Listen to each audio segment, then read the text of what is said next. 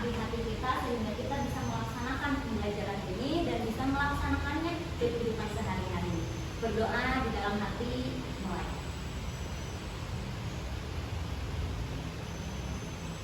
Berdoa dicukupkan.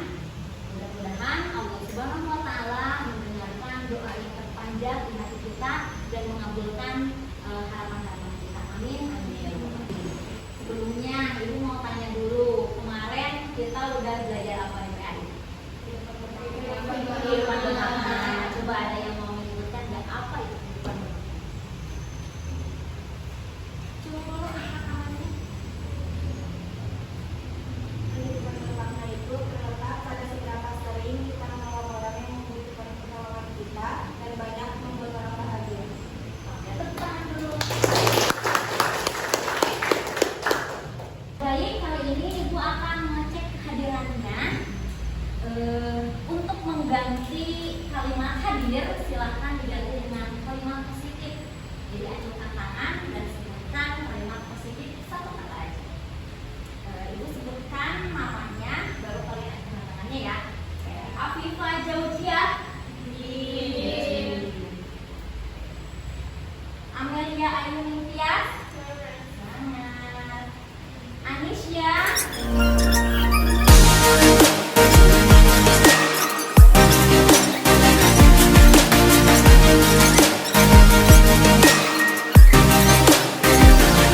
jawab ya.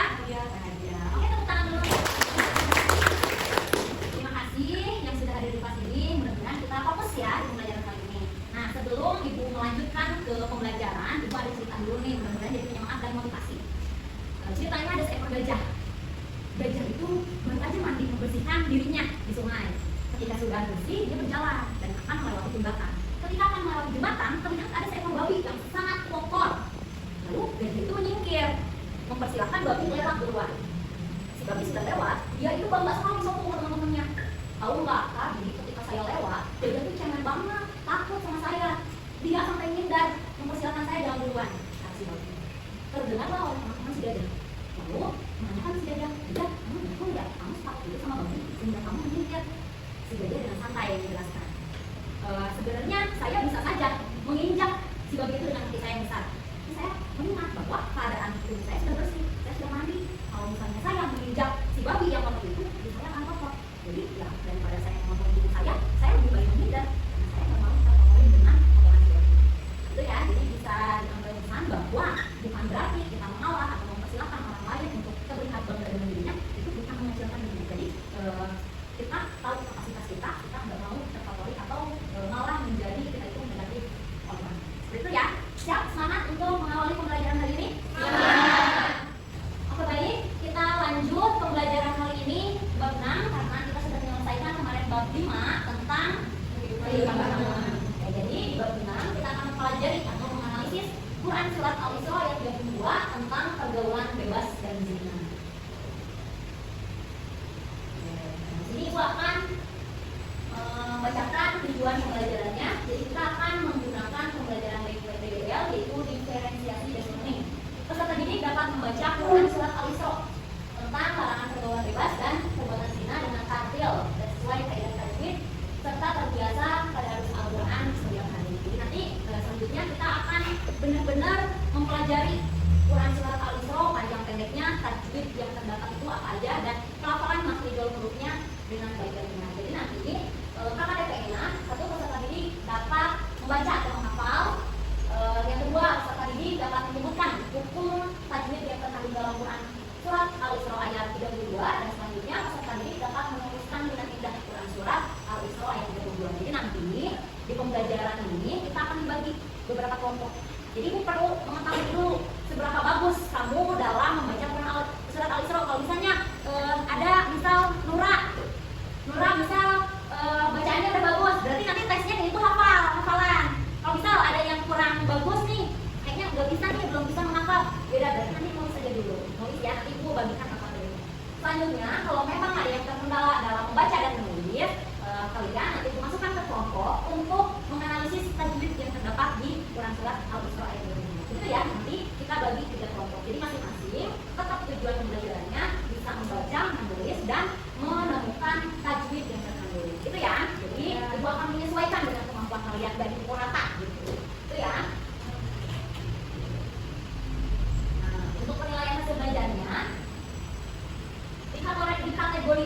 saat baik jika nilainya 91 sampai 100. Bisa membaca dengan tepat sesuai kaidah tajwid yang baik.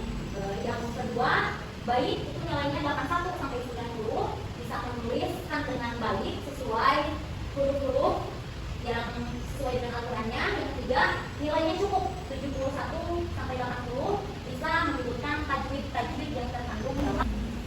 Oke, nah selanjutnya ini ada arti ayat dalam surat Al-Isra ayat 32. Yang di belakang kelihatan?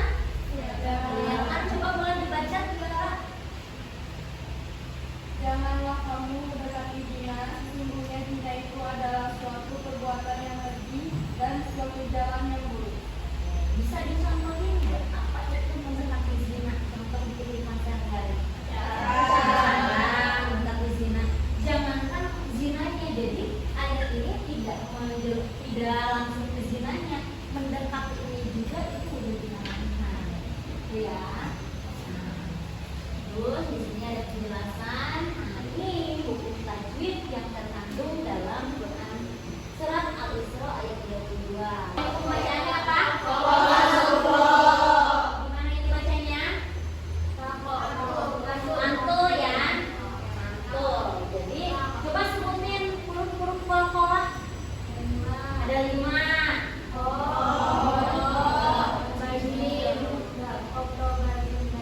Kalau disingkat baju di toko. Gitu ya. Nah, lanjut, ada apa lagi? Lafaz apa? Coba ciri khasnya samsia itu gimana? Nah, oke,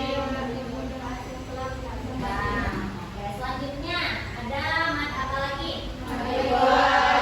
Buat di lafaz apa? Di mana keterangan aduan?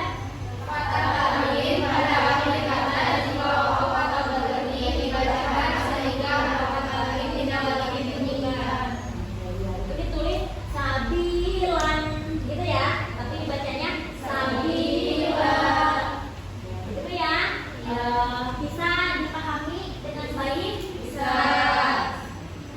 Baik. Pembacaannya adalah 2 ayatan. Yang pertama, wala taqrabuz zina. Jadi 2 ayatan. Taqrabuz zina innahu. Jadi 2 ya. Silakan dihitung, boleh dikira-kira atau dihitung sama tangannya. Zina in. Jadi pas ayat 1 kali itu tahan dulu. Zina innahu kana fahisyah. Nah, di sini wasanya naik.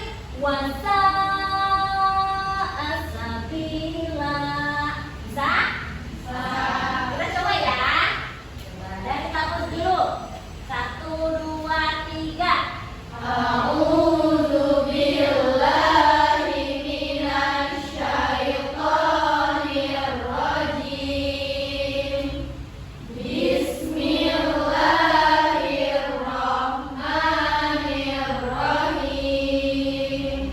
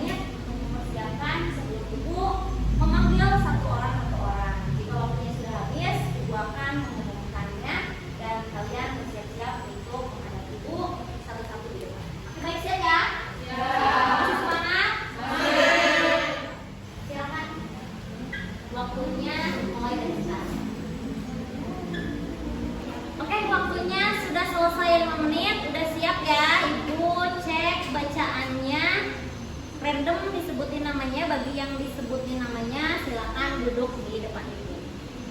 Amelia Ayu. A long way from the playground. I have loved you since we were 18. Long before we both thought the same thing. To be loved or to be in love. All I can do is say that these arms are made for holding you. I wanna love like you made me feel. Long way from the playground. I have loved you since we were 18. Long before we both thought the same thing. To be loved or to be in love. All I can do is say that these arms are made for holding you. I wanna love like you made me feel when we were 18. Oke, alhamdulillah rabbil kita sudah melakukan tes dan ibu sudah bisa mengelompokkan sesuai dengan kemampuan tadi membaca surat Al-Isra ayat 32. Yang masuk kelompok 1 Bunga, Intan, Cynthia, Tiara, Triani, Widy, sama Wanda. Kelompok 2 diingetin Aisyah, Najwa, Nia, Linda, sama Selby. Kelompok 3 Amel, Alicia, Nura, Nuraila, Putri Anjani, Putri Nur, Riri, sama Jadwal. Oke, jadi ibu sudah bagi kelompoknya. Ibu akan membagikan LKPD sesuai kelompoknya ya. Ya, tadi kelompok 3 mana dibaca?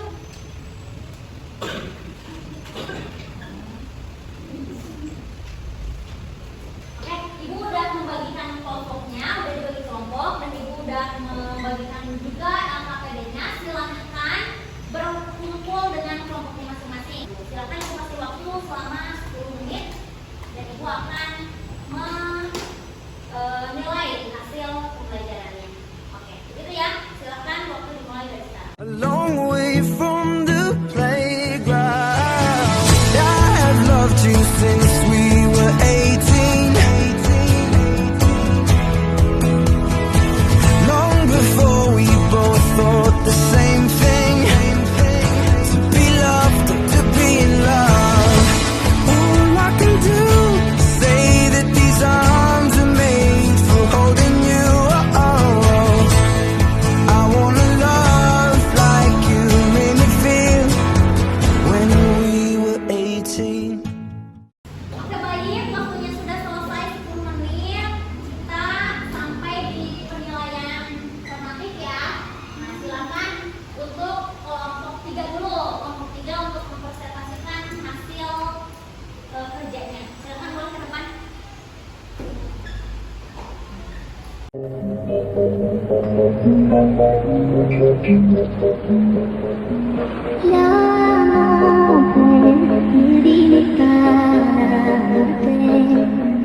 Il y a tant devant cette photo dans ton lit. Alhamdulillah, rangkaian pembelajaran kali ini sudah terlaksana dengan baik. Jadi gimana pembelajaran kali ini? Seru? Semangat untuk selalu belajar tajwid. Semangat. Jadi tadi sudah dikatakan bahwa belajar tajwid itu fardu dan membacanya akan menjadi dosa kalau misalnya kita tidak mengenal tajwid. Oke, boleh ada yang mau menyimpulkan pembelajaran hari ini, Cuk? Boleh? Membaca Al-Quran harus sesuai dengan tajwid dan menunjuk huruf yang tepat agar tidak merubah makna yang terkandung dalam Al-Quran dan menjadi dosa bagi yang masih terdapat kekeliruan dalam membaca Al-Quran. Maka menjadi fardu ain untuk membaca Al-Quran sesuai dengan kaidah tadi. Ya, tepuk tangan. Baik ya, jadi kesimpulan hari ini yaitu mempelajari tajwid dalam atau untuk membaca Al-Quran itu hukumnya wajib, dan membaca Al-Quran harus disertai dengan ilmu tajwid. Baik, mungkin pertemuan kali ini kita cukupkan sampai di sini. belajar